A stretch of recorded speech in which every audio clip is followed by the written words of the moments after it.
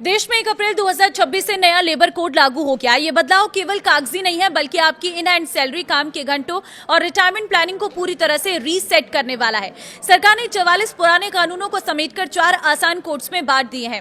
ऐसे में लोगों के मन में कंफ्यूजन और कई सारे सवाल भी हैं। आखिर क्या इन हैंड सैलरी कम हो जाएगी, काम के घंटे बढ़ जाएंगे या फिर कम होंगे, क्या वाकई ग्रेजुएटी 1 साल में मिलेगी? आपके सारे सवालों के जवाब इस रिपोर्ट में है।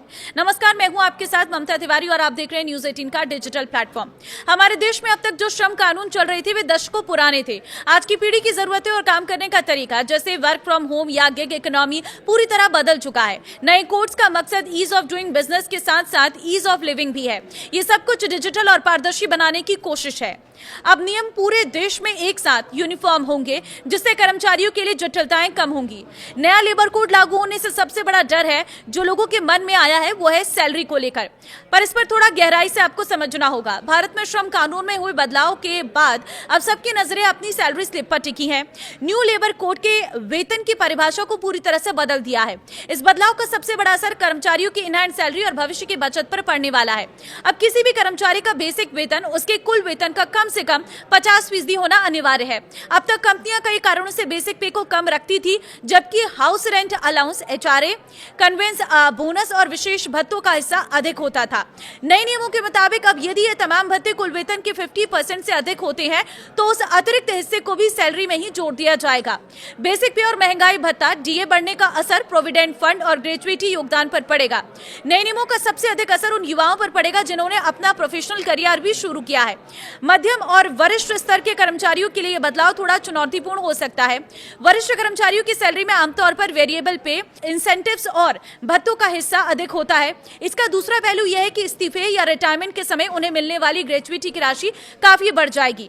नए कोड में हफ्ते में अधिकतम 48 घंटे का काम का प्रावधान है। कंपनियां इसे 2 तरह से लागू कर सकती हैं। अगर आप दिन में 8 घंटे काम करते हैं तो 6 दिन की वर्किंग होगी। अगर कंपनी 12 घंटे की शिफ्ट रखती है तो आपके हिस्से में सिर्फ 4 दिन का काम करना होगा और 3 दिन की छुट्टी मिलेगी। ये पूरी तरह एम्प्लॉयर और एम्प्लॉय के बीच के एग्रीमेंट पर निर्भर करेगा, लेकिन नियमों में लचीलापन दिया गया है। नए लेबर कोड में ओवर टाइम के नियमों को बहुत सख्त और पारदर्शी बनाया गया है। अगर आप तय घंटे से ज्यादा काम करते हैं तो कंपनी को आपको सामान्य मजदूरी से 2 गुना भुगतान करना होगा। पहले राज्यों के हिसाब से नियम अलग थे, अब इनमें एकरूपता लाने की कोशिश की जा रही है। अब ये बहुत ही सकारात्मक बदलाव है। पुराने कानूनों में छुट्टियों को भुनाने पर क्लैरिटी कम थी। अब नियम कहता है कि साल के अंत में अगर आप एक निश्चित सीमा पर छुट्टियां कैरी फॉरवर्ड कर सकते हैं, लेकिन उसके ऊपर की छुट्टियों का पैसा आपको देना अनिवार्य दिया गया है, यानी आपकी मेहनत की छुट्टियां बेकार नहीं जाएंगी। नए लेबर कोड के फायदे और नुकसान क्या हैं? देखिए, फायदे की अगर हम बात करें तो सबसे बड़ा फायदा है पारदर्शिता और रिटायरमेंट सिक्योरिटी का। गिग वर्कर्स को पहचान मिली है और महिलाओं के लिए अवसर बढ़े हैं। डिजिटलाइजेशन से कागजी काम होगा। नुकसान की अगर हम बात करें तो तात्कालिक तौर पर एम्प्लॉयर पर वित्तीय बोझ बढ़ेगा, क्योंकि उन्हें ग्रेजुएटी और पीएफ में ज्यादा योगदान देना होगा। वहीं कर्मचारियों के हाथ में आने वाली सैलरी, टेक होम पे में थोड़ी गिरावट आ सकती है। यानी ये साफ है कि 1 अप्रैल 2026 से लागू हुए ये लेबर कोड भारत के वर्क कल्चर को आधुनिक बनाने की दिशा में एक बड़ा कदम है।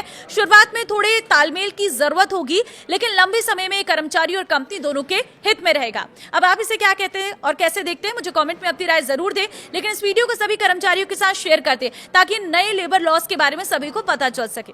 नमस्कार।